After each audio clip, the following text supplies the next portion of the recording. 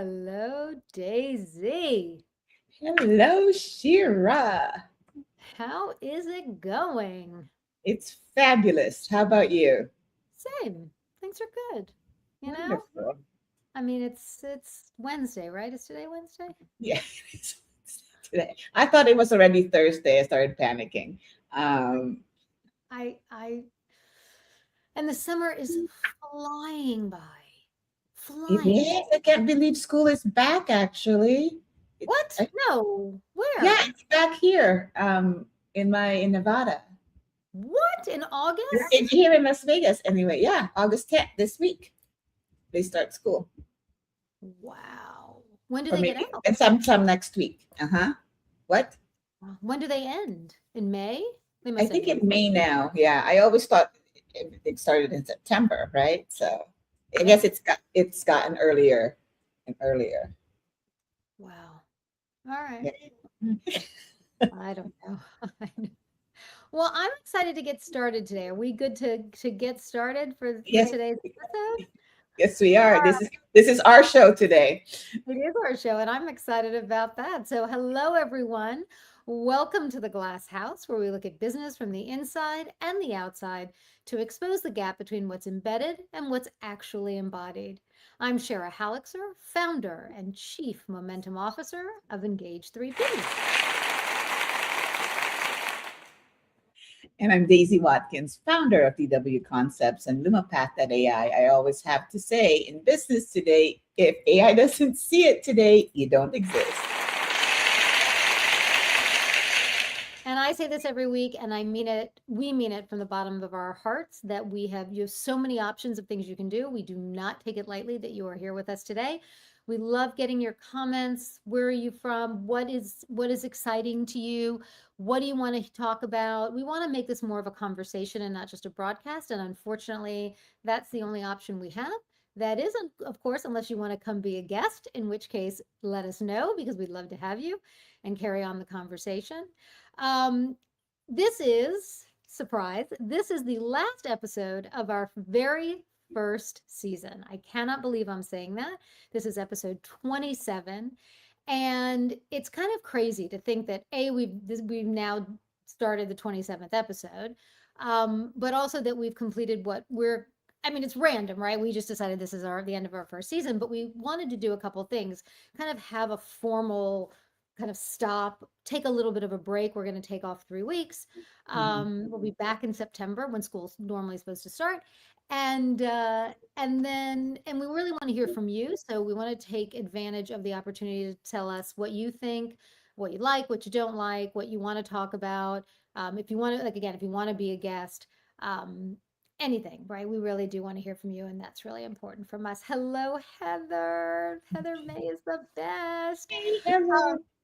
So I really want to kind of kick this off, if I may, Daisy. Our first guest of season one told us a story, and this became kind of the underpinning of everything that we were going to talk about. And we really didn't know at the time when he told the story because it came out of nowhere in his episode that this is what we were going to keep coming back to. This was our friend Josh Allen Dykstra, who, quite frankly, it's pretty fun. Oh, there's Josh. It's really funny. He's a phenomenal storyteller. If you don't follow him, please do on all of the socials. But what's really great, the story that he told, and I'm going to paraphrase it a little bit, is a man works at this is imagine 100 years ago, right? 120 years ago, a man works at a department store. He manages it, and he sees all of the customers going past his door every day and going into the department store across the street. And he's like, wait a minute, I need to go know what's going on. So he says to the owner who's there, I'm going to go check this out.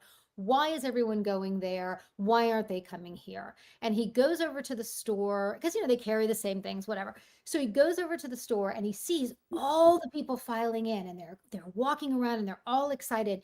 And he realizes that all these people are there to see the escalator. The escalator was the new thing. Nobody had ever seen it before. These people are so excited to ride the escalator. If you've ever been to New York City and you've ever gone to Macy's in Herald Square, they have, I think, what might be the very first escalator. It's wooden and it's kind of crazy and freakish and a little scary, actually. But anyway, So he sees this escalator and he's like, that's it. I know what the problem is. And he runs back to his store and he says to the owner, I got it, right? I know what it is. They all have the escalator, you know. So he runs back and he says, I've diagnosed it. I have what we can do to fix it. I have the answer. And he turns to the owner and he goes, we need to install an escalator. Now, the owner is an incredible man, and he nods and he looks at the manager and he says, that's a great idea. Thank you. You know, great leadership. Thank you so much for taking the time, for doing the due diligence, for finding out what's going to help us. And then he takes a breath and he turns to the manager and he says, great. Where are we going to put it? Our business only has one story. We're a one-story building, right? And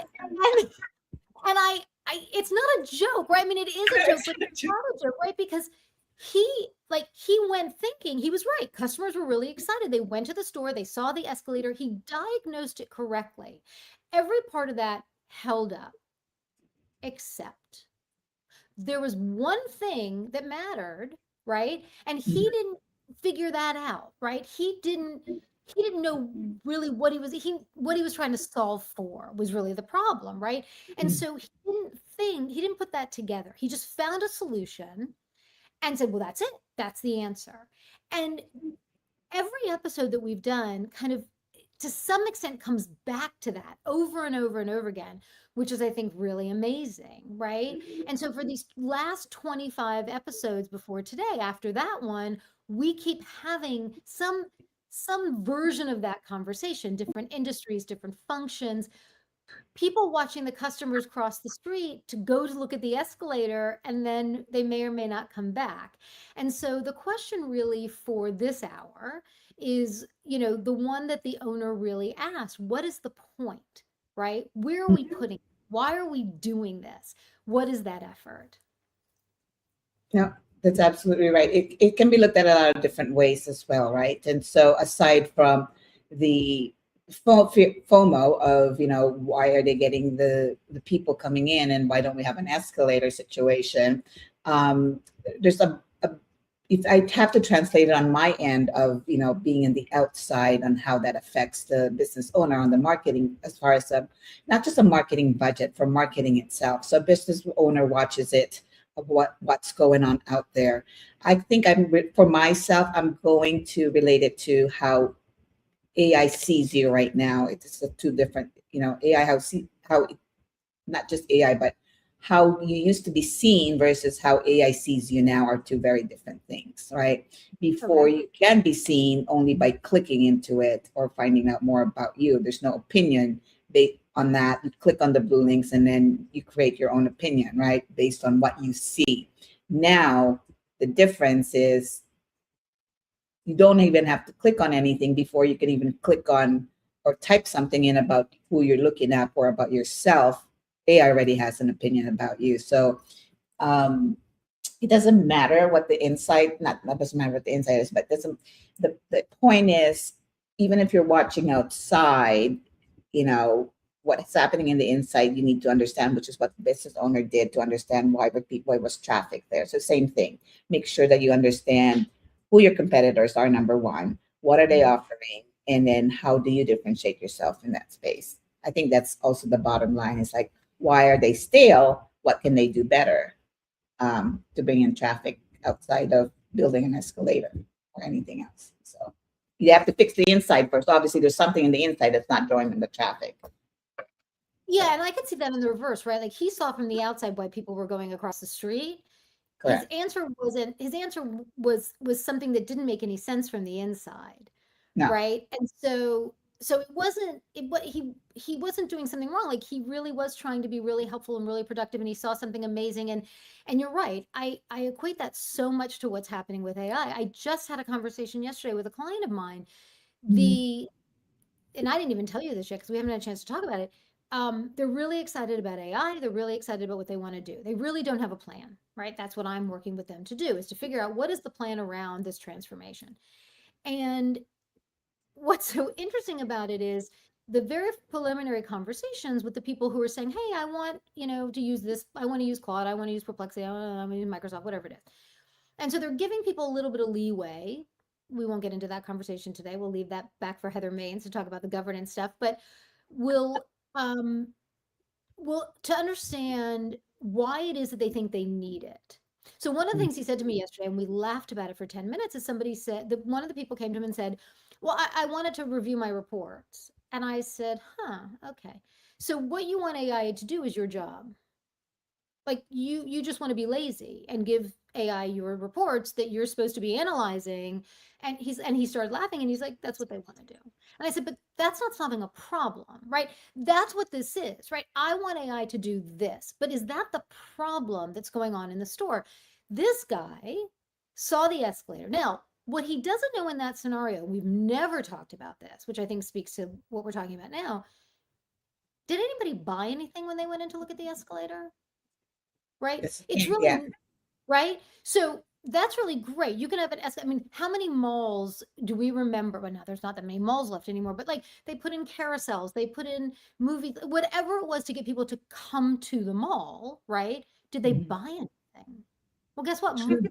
Amazon killed that. But right, so I think it's the shiny ball over and over and over again. And it happened 120, 500 years ago, whatever that is, and it's still happening today, and it continues to happen, right? It's human nature. We want the fun new thing, we want the toy.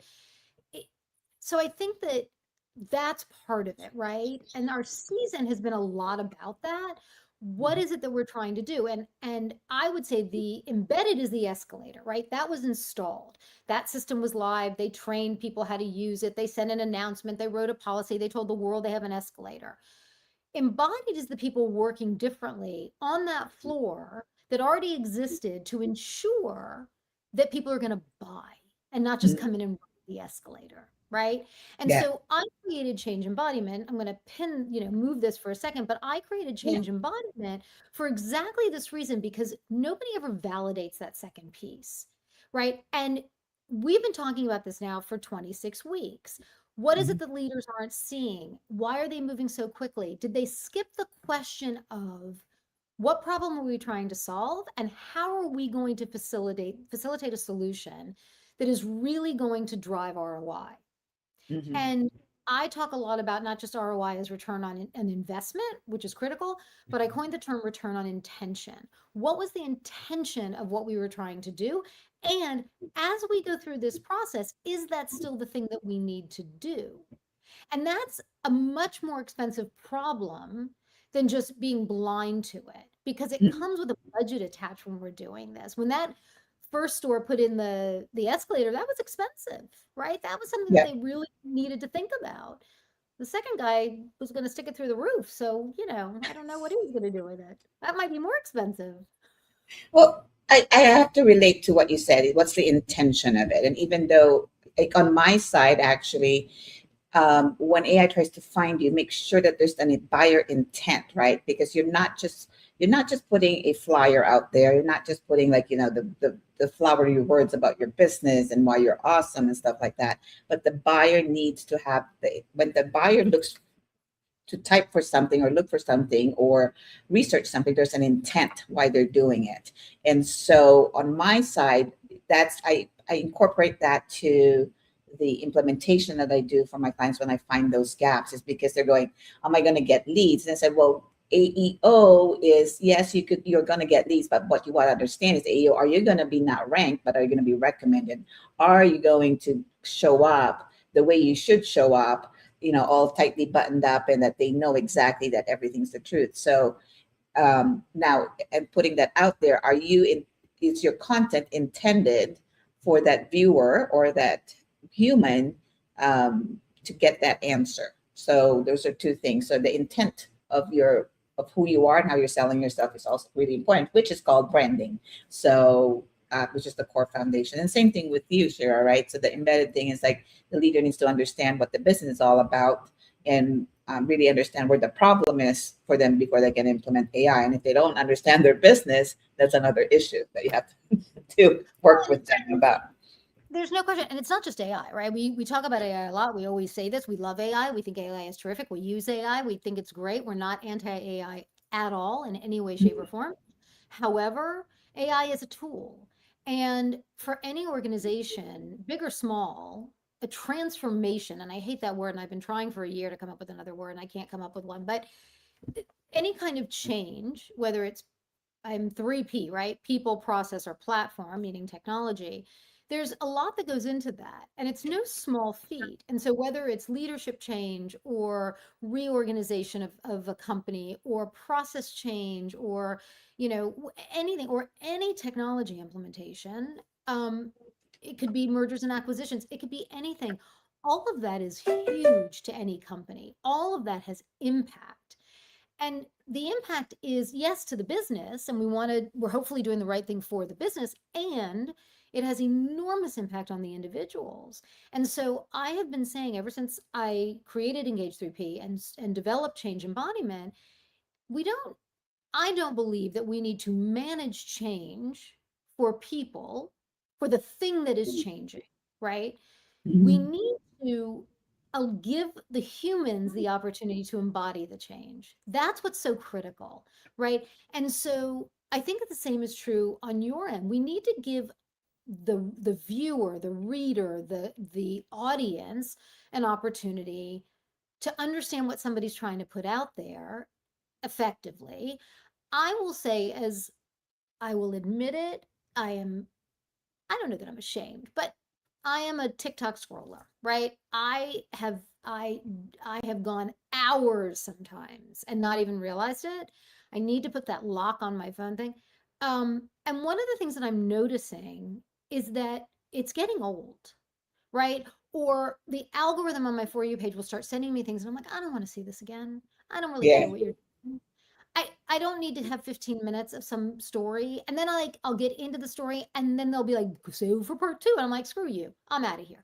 Like, I I think that this is what happens when you give us an opportunity with no guest and we can ramble on for an hour. I think that, to your point, what are they trying to accomplish? Because 'Cause they're not getting me. And maybe they're listen, you're the marketing person, I'm not. Everybody has their thing that attracts them and that gets them. I'm sure there are a lot of people who really like to have long content and want a 17-part story. That woman, do you remember we didn't talk about this either. It's so Yeah. funny. You remember the woman that it was a TikTok sensation about a year or so ago, maybe? Who the F Did I Marry? She created this like 73-part series on TikTok where she told the story of her marriage, and it was a hor go look it up. It's a horror show. Well, I guess what? haven't seen it. Oh my gosh. I okay, I have to remember now. I don't know if it was a book deal or a movie, but she's up there. Like it took off, and there's going to be either a movie or a book or both, but I saw it. I don't remember which one it was now. I'm too tired. But I there was something, and she's now, and I think she might have even been on the Today Show or something. Like, we are fed so much information, and it's overwhelming, and it's coming from a million different directions. And just today I heard about two new platforms that I swear I'm not going to because I can't take anymore. But I think that there is this I don't know what the word is. I think that in order to feel good about what we're doing and how we're doing it, we can take a step back. We can make sure that we're doing it the right way. We can engage differently in what's happening, like with AI, right? We don't have to go get it just because somebody else has it. And if we're gonna get it, we need to make sure that we have the infrastructure in place to support it and not go stick an escalator through the roof of our building. Like I thank you, Josh, so much. It's the greatest analogy because we can just imagine it, right? It's so easy. And not just that, like, like you said, the client or that you were talking to this week, they just want to incorporate something just because it's AI and it's a nice shiny thing, and it's not Right. really the solution. And I'm finding more and more as when AI first, like, oh, AI is here and everything's going to be better. So people jumped on the bandwagon. I jumped on it. I have to be honest. You know what I mean? Like it was the perfect timing for me for what I was going through, leaving corporate and go. I'm so into this technology, and I'm not going to miss this wave. Kind of, and that's the honest truth. And I think most of us that have gotten into AI consulting, quote unquote, or just and then realize that just being a consultant is fine. You don't have to add AI to it because the problem is still the problem. The world hasn't changed. You know, Right. we don't have flying cars yet, that type of stuff. We're not really in that space. China might be Mm-hmm. right, very differently, but Right.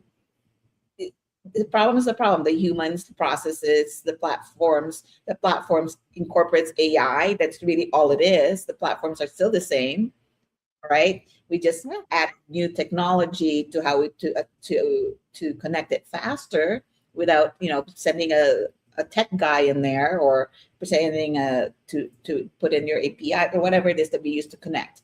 So things have definitely changed that you you have to go with the times, but you also have to understand who you are to begin with, because they've Yeah. never sat down to go, okay, we want this, but we didn't.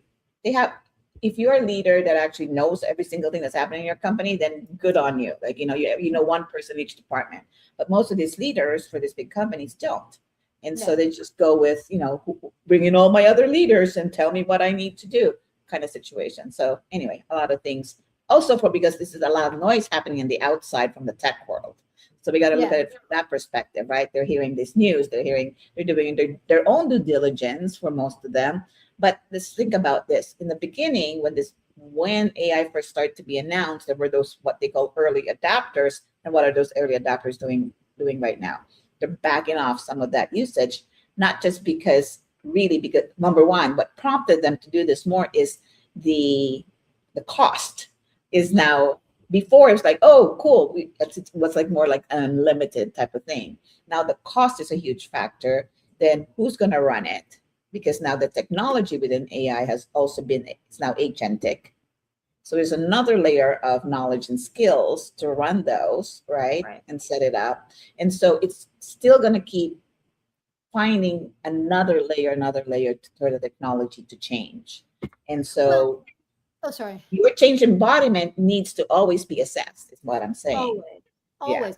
I had a conversation earlier and somebody said we were talking about, learning about AI. It was really funny. And he said he spent a fortune to do an AI course, a weekend course, 3 days, a lot of money. Somebody was the expert.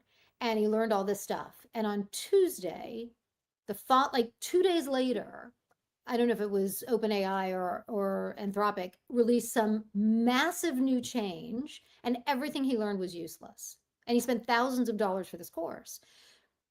There are a couple of things that are happening, and I don't want to focus just on AI, and I want to get to the meat of what we are going to do Yeah. today because I'm excited about it. But we are moving at a pace. I think we talked about this last week or the week before. We are moving at a pace we've never seen before, right? As a world, right? And so that's part of where I think we need to take a breath and we need to say, great, this is all terrific.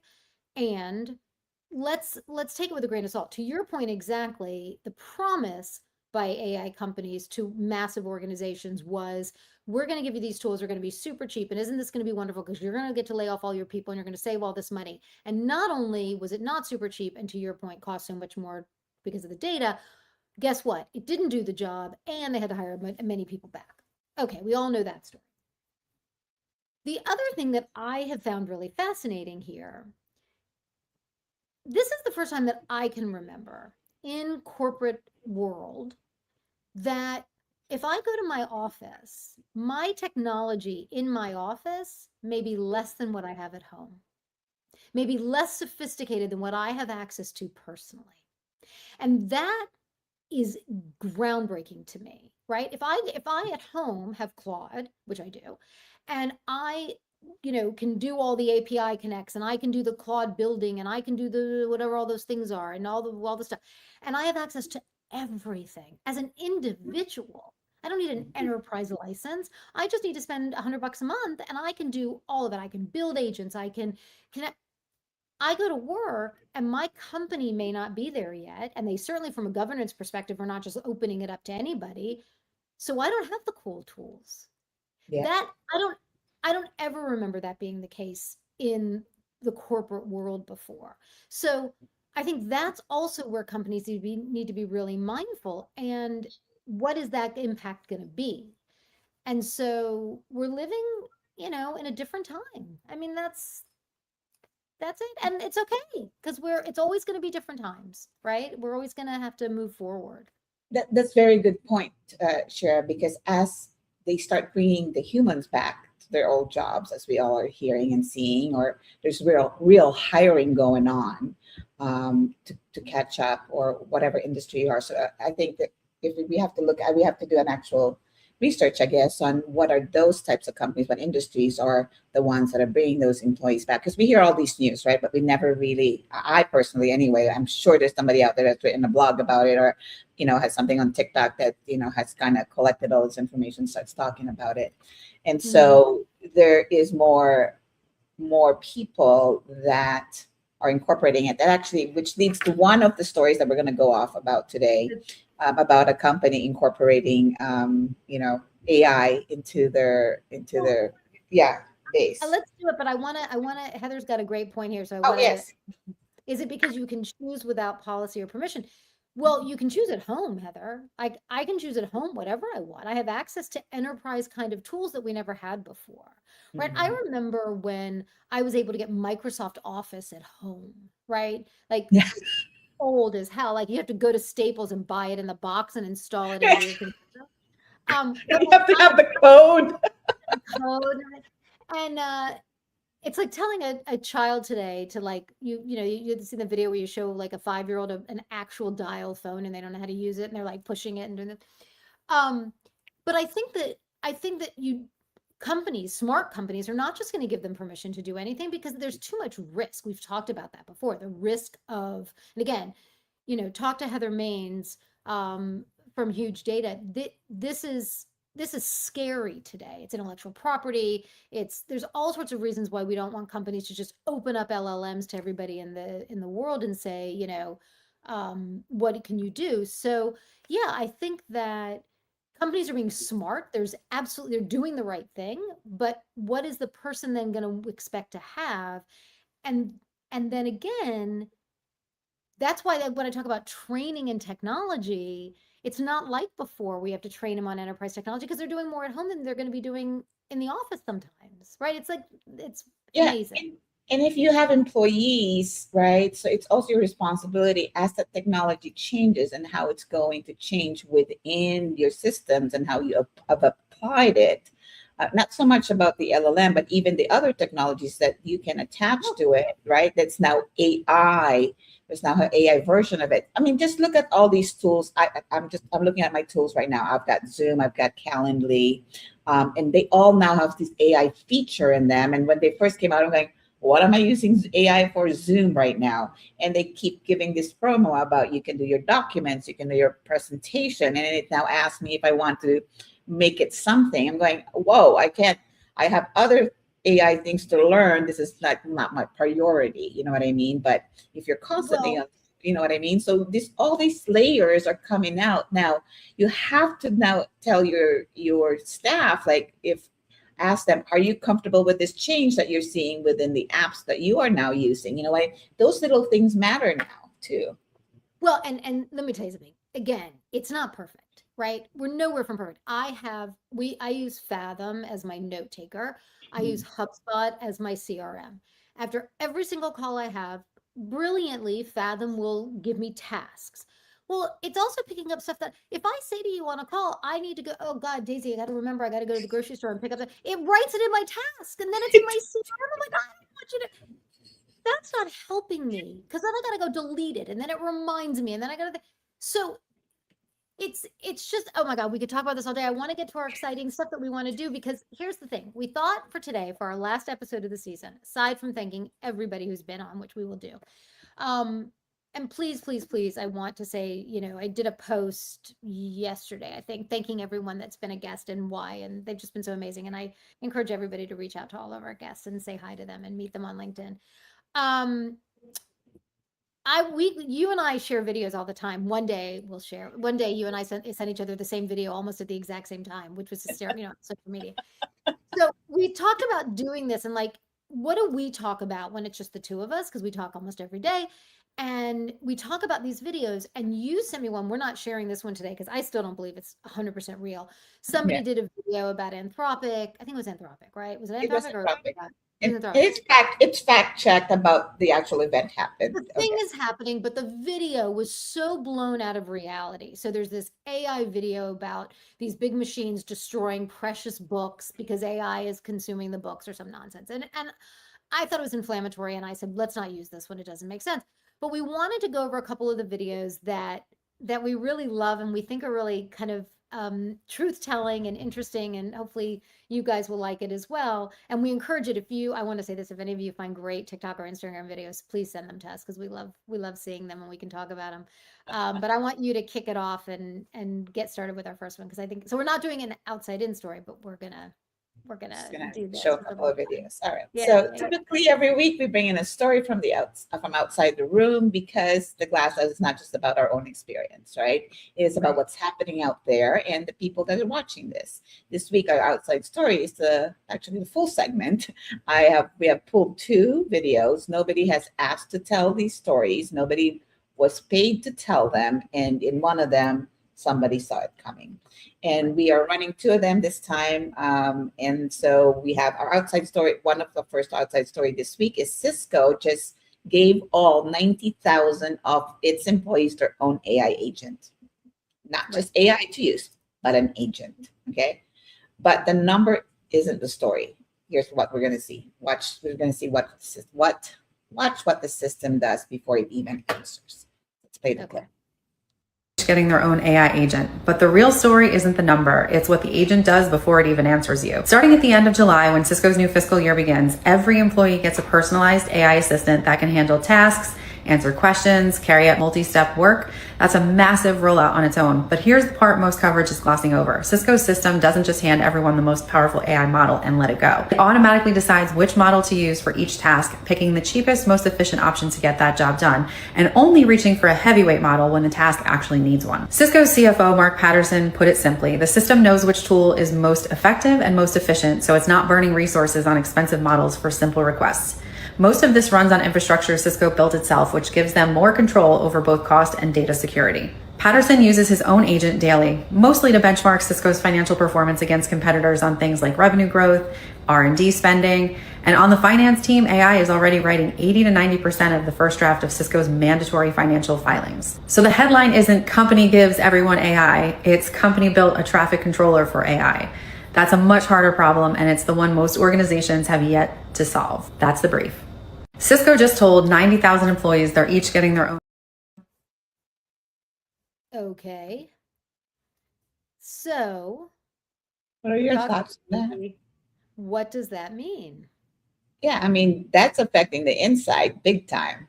Yeah. So how do you see that in your world, and how when other leaders see that and hear that, Well, what listen, your expectation be, the reaction would be? yeah. So look, Cisco is a massive technical organization. So it's in the top five of historical technical organizations. I actually know someone who used to work there. They provide technology infrastructure all around the world. They're at the top of the knowledge of technology, right? So Mhm. one would have to assume that what they're doing is smart, right? They're not going to jump to doing something that's foolish and that's going to hurt the company.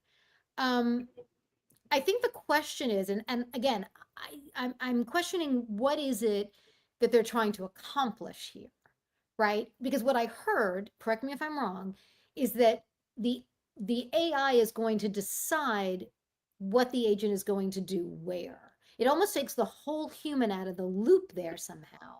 And that's the part that frightened me about that video. If the AI agent is going to do the first draft of their most critical financial documents, that was the thing she talked about. Great. Where does the human fit into that? Who's Yeah. checking that? What is who's got control over what that agent is going to do if you're letting the and this is what I heard, tell me if I'm wrong, if the AI is deciding what the agent is going to do. And how did they get there? Am I Am I reading that? Am I hearing that correctly? You're hearing that correctly. They've set up their agents to do all these tasks, pull all the information, the data, and then sends it. They probably have multiple agents that are working on it. So what's even scarier is that this is, yeah, sorry, I have to correct the video itself because we did fact check this. I double checked everything. Good. So Mark Patterson is the CFO, not the CEO, which she said it was the CEO.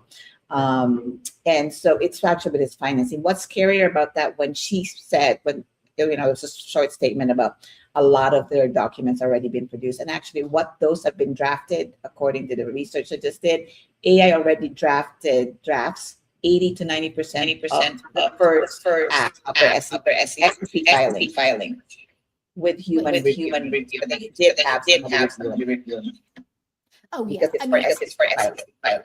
Right. So the risk, I mean, look, humans make mistakes every day, right? Yeah. And we're never going to get away from that. We put guardrails in place and checkpoints in place to make sure. We talked about guardrails last week, right? Which I really love. So we put them in place to make sure that we're protecting our people. And so one would have to hope that they're doing the same here, right? Yeah. Finance is an interesting area to focus on AI because it is very black and white, right? 2 plus 2 is always going to equal 4. Maybe there are a couple people that don't think that, but that's another conversation. But I think that's a brilliant place to start because I think there's no interpretation in that, right? I used to say, it was so funny. When I was selling HR software, I sold talent management, right? I sold human capital management. And they would say, let's talk about payroll. And I said, oh no. I said, payroll's not an HR function. Payroll's a finance function. I'm here to talk about the strategy of your humans. And these are tools that work on the strategy of your humans. There is no strategy to payroll. We don't sit down one week and go, I wonder, is it a good strategy to pay taxes this week? Maybe not. Right? Like that was, and I love when I make you laugh. And so that's where I think this is a good, you're going to make me laugh. That's where I think this is a good opportunity to say finance is a great place to start AI, right? Because it's tedious work. There's a lot of room for error at the human level. And I would hope that AI would have less hallucination when it comes to doing math than adding and subtracting than it would, creating, I don't know, creative stuff, right? That's a different kind of thing. So maybe that's a good place to start. Absolutely. Both. I laughed hard when you said payroll because payroll is also kind of chart, right? So you gotta it's under finance, but HR drives the activity with payroll. And so this perhaps where we disconnect this internally with I need to understand their payroll is the system Right. where they're not receiving they HR. So who are they pointing the finger? Yeah. There's the problem. Anyway, I just laughed being working in HR department, being a MSP for staffing, you see how HR runs, how they part of the conversation, it's like budget, right? Contract workers or contract nurses. And so that's a bigger conversation. Budget for organization is payroll. Would be paying humans. And so, there's no question. The most expensive thing in any organization is their people. Yeah, That's why Sam Altman wanted to get rid of them all. But I think that, and that was a colossal mistake. I think that where I see the strategy with Cisco is, and I didn't hear her say 90,000 people are getting laid off or anybody's getting laid off, right? It was, how are we going to leverage this and looking at finance as an opportunity to say, if I'm running reports, and I'm going to come back to a second because this was part of the conversation I had yesterday.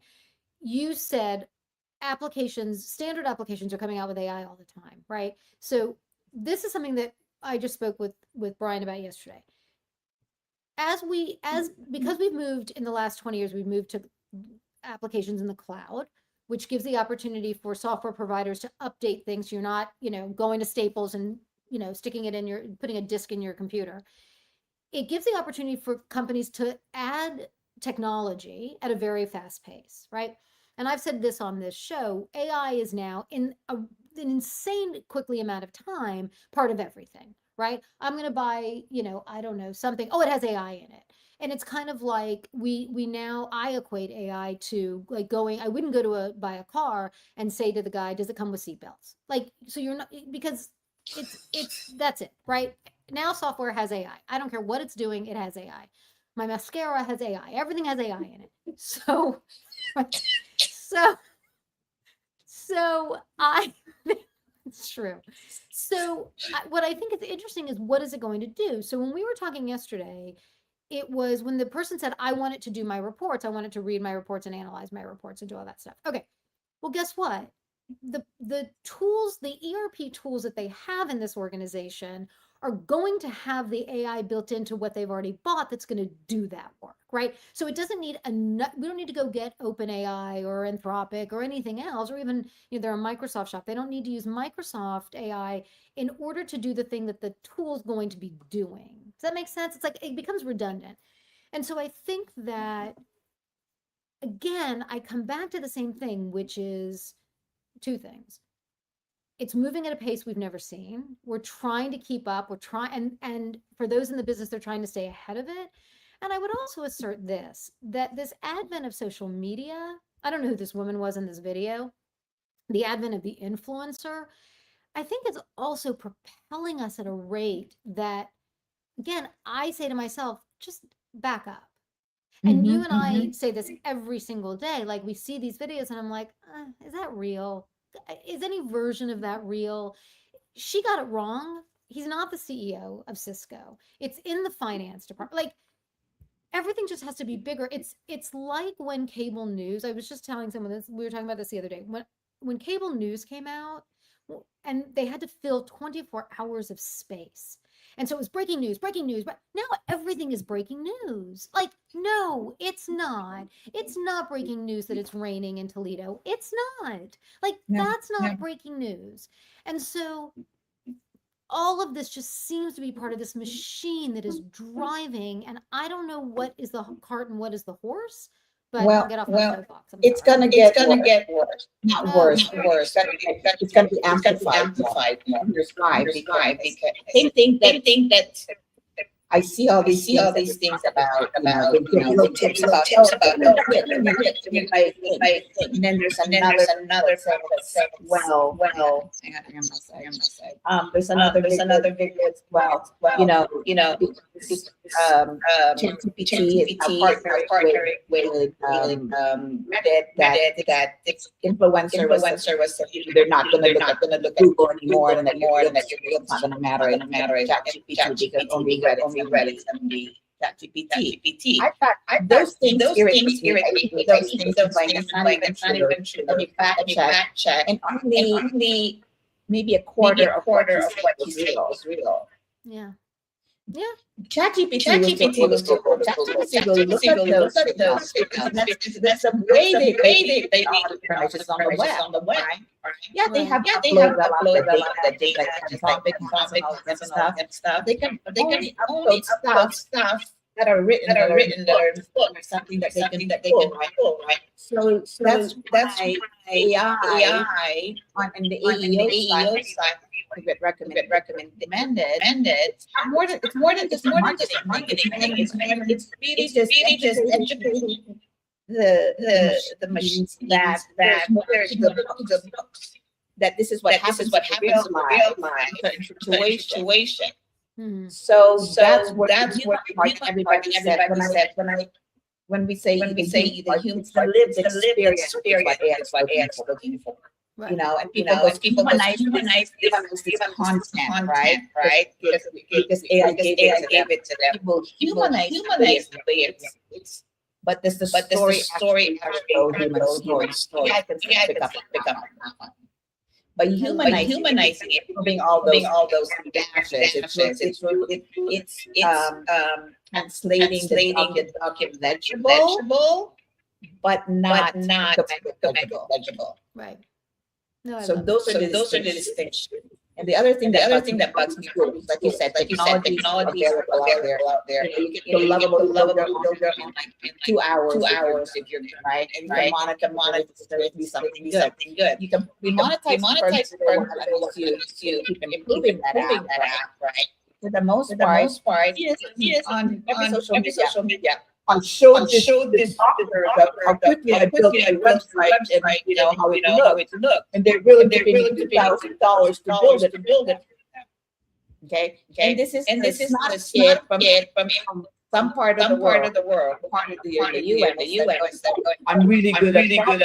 at problem. I've been I'm doing in this this generation. generation. Yeah, Right. maybe it Maybe it happened when happened you when did you it. did it. But the But back the end of back it is end of like, it is okay, like, now okay, you now you built the build thing. the thing.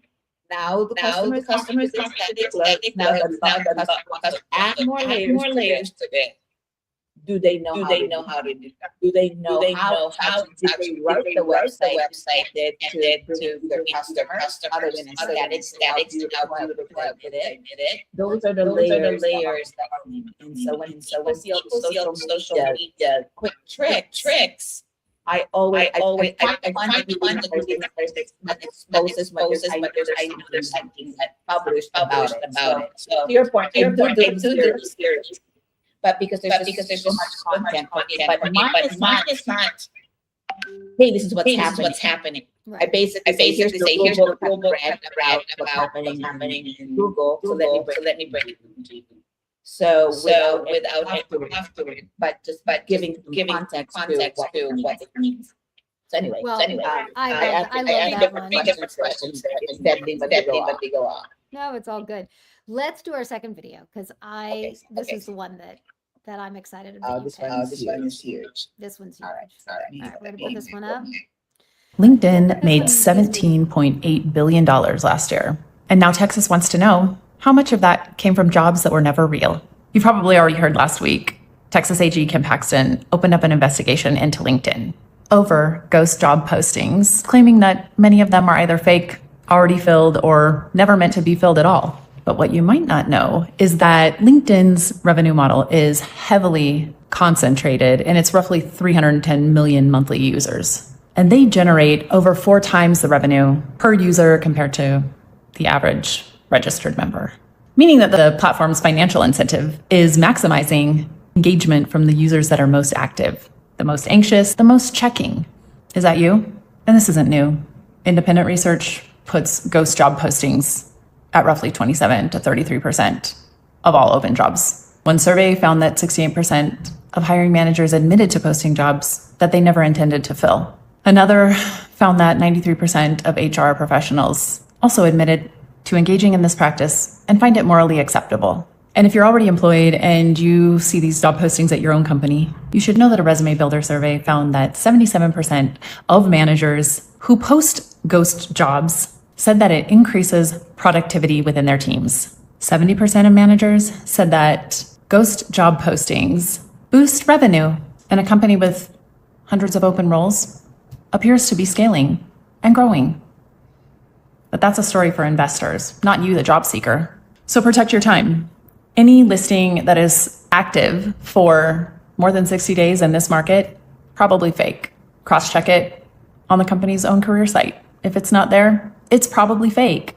And a real job opening should get you some type of response. Probably a rejection, but silence is never good and probably means that there's no one on the other end. You can share this with anyone who's wondering what's wrong with their resume and follow along for more tips on getting around the systems that are not built for you.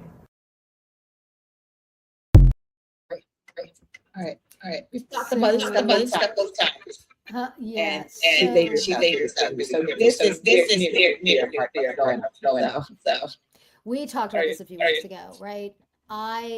This gets me, and you and I have talked about it so many times because we both come from the recruiting world. This makes me insane.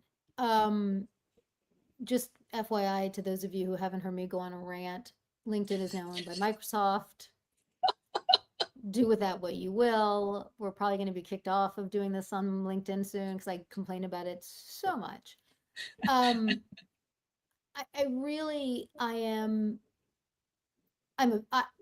When she said the thing that hit me hardest, because I knew all of this, the thing that hit me hardest is she said, if you never hear from them, it was never real. It was likely never real. I knew that going in when I was applying for jobs and sent it out over 850 times. I knew that. Why did I know that? Because I sold HR technology, because I used HR technology, because I implemented HR technology, because I bought HR technology as a chief HR officer, because I know how it works. And you set it up so that there's a rejection that goes out, right?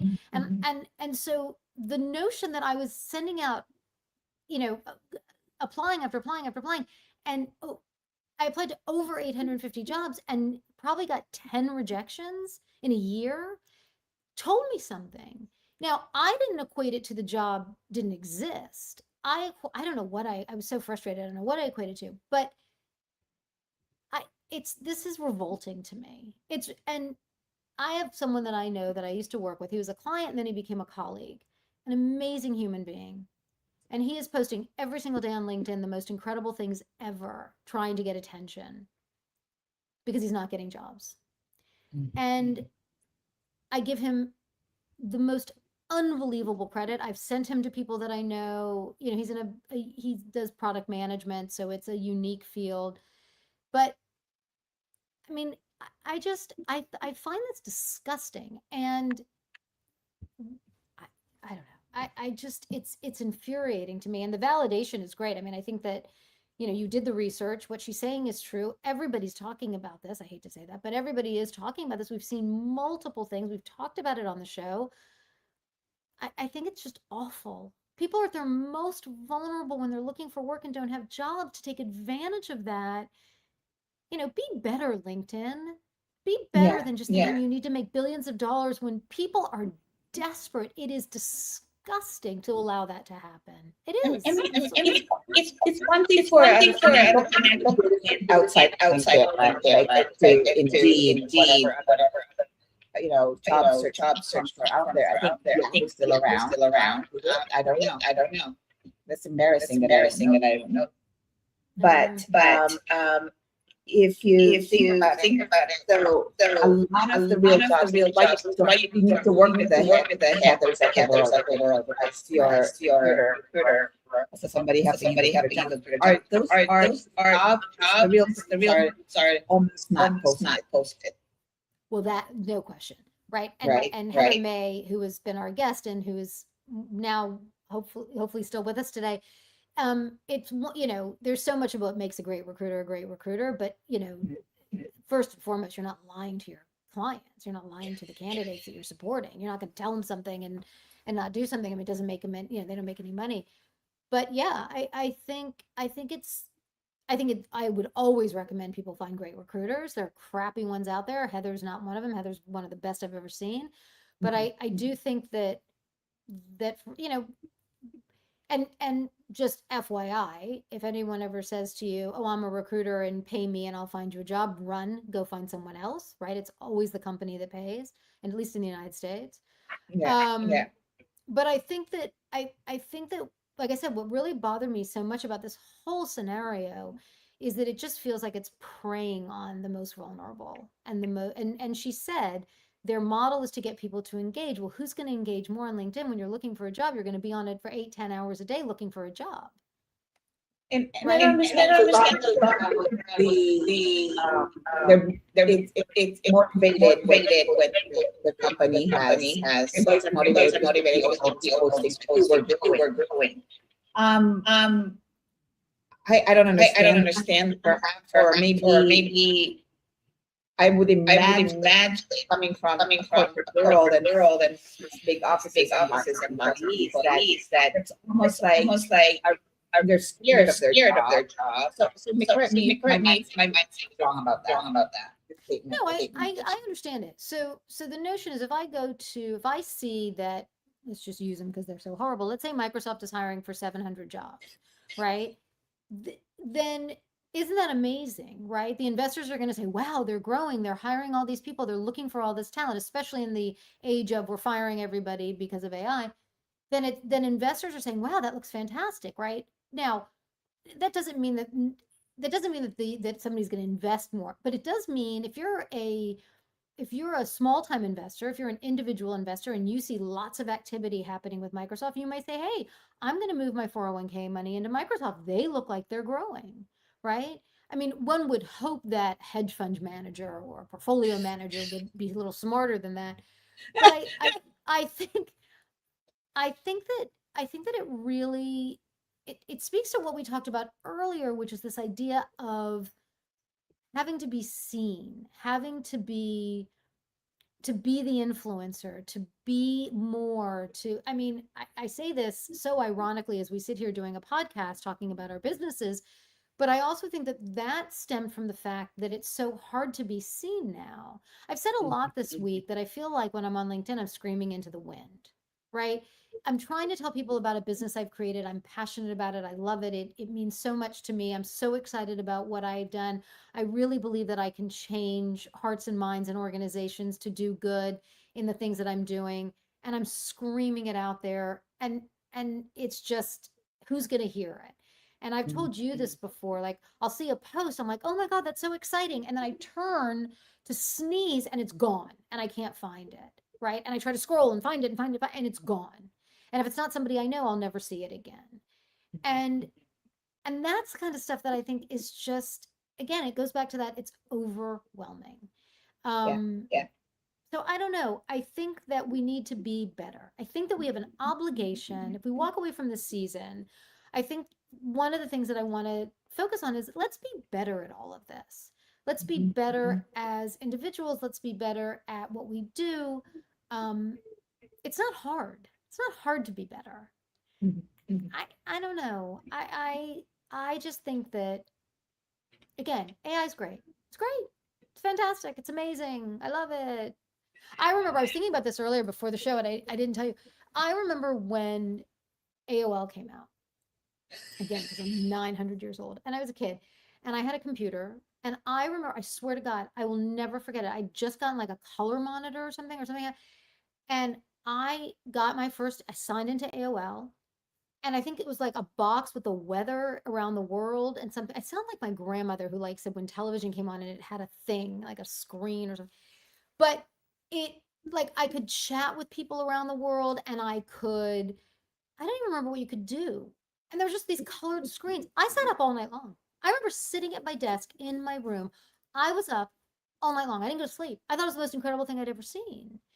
And I am the granddaughter of a man who, my grandfather loved technology. He had everything first, no matter what it was, no matter how expensive. He wanted, so I come to this naturally.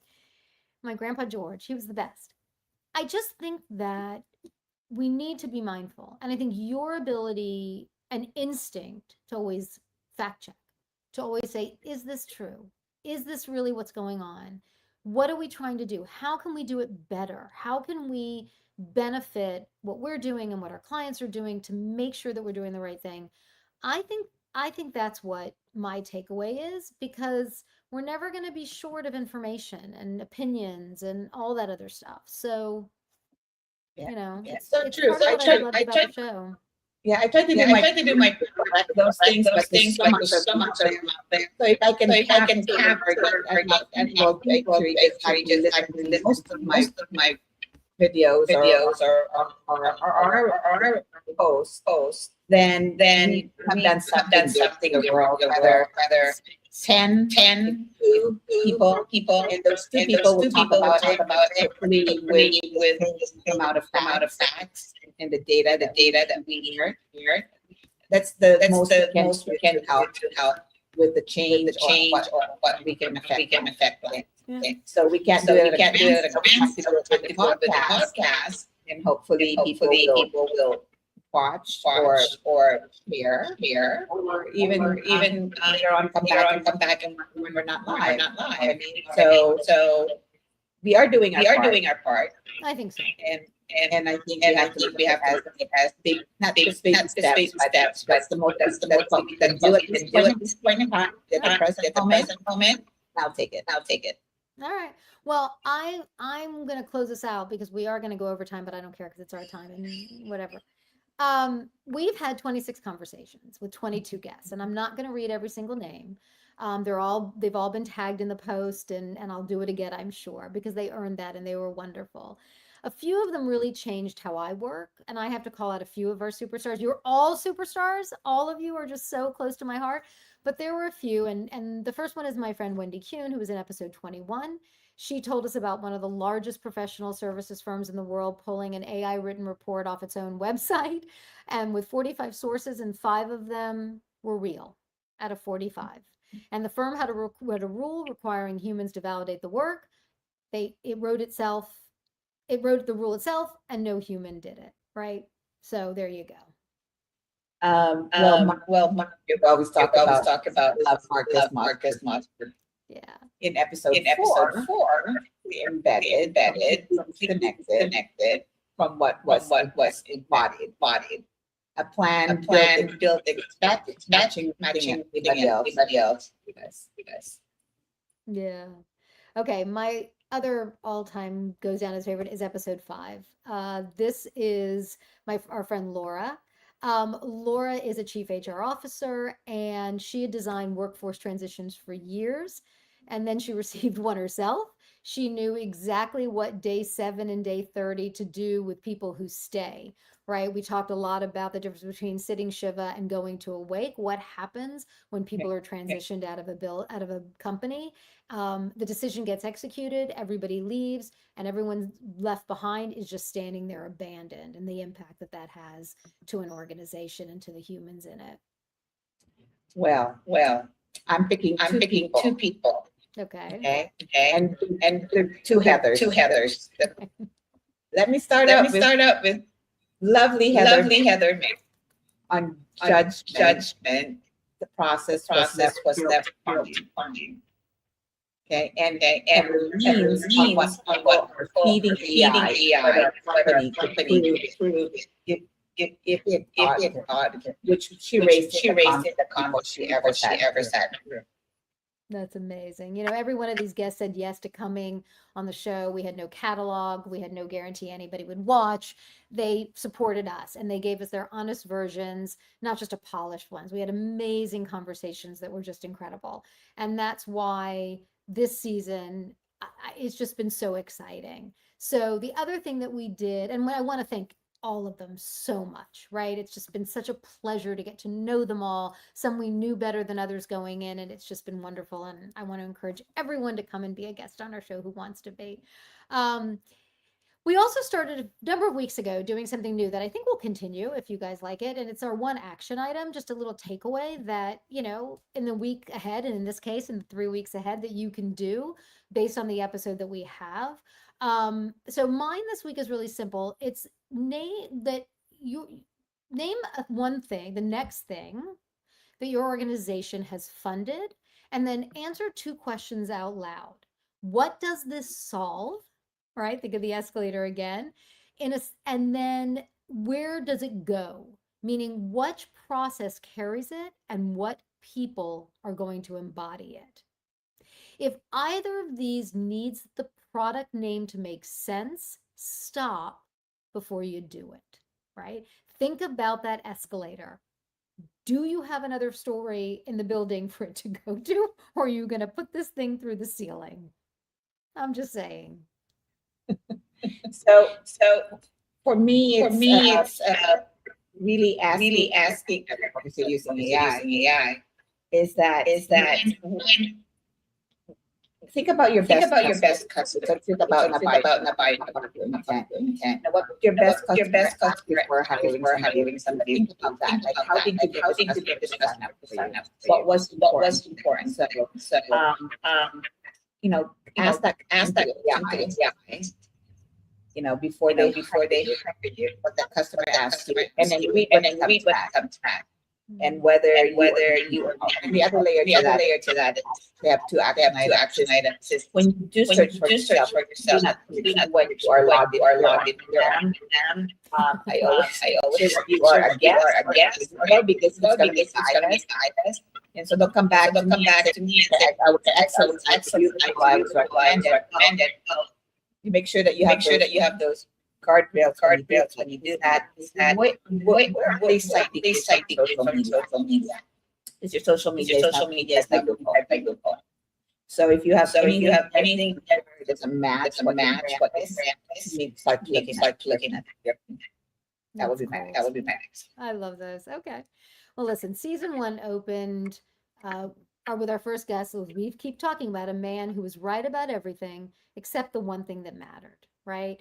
And it's really been incredible that 26 conversations later, we're still seeing that to be true. Um, oh, did that? No one in our season was blind. Everyone saw it. And the question that never got asked out loud is the one that the store owner asked in about 4 seconds. Where are we going to put it? So that's really the thing that we want to keep asking ourselves over and over and over again. Um, just as a reminder, because I think it's so important and I love saying it, all of our episodes can be found both on LinkedIn and on both of our YouTube channels, also on my website at engage3p.com. And say it with me, you can find us on Apple Podcasts. Please rate and review. God help me for saying it. It's going to be, anyway. So if you want to listen in the car or taking a walk or at the gym or whatever you're doing, we would really appreciate it because it is getting the message across. I want to encourage all of you, if you know someone that might be interested, send them to us or vice versa, send us to them because we'd love to broaden our community and hear from all of you. I think that would really be wonderful. Daisy, I want to thank you for just the most incredible 27 weeks of fun. I've enjoyed every single one of them. Some days I start and I think, oh my God, I'm so tired. And the minute we get started, it's like pure adrenaline. I Thank you so Thank much. you so much. The lovely, Lovely, lovely. and And we do have fun. do have fun.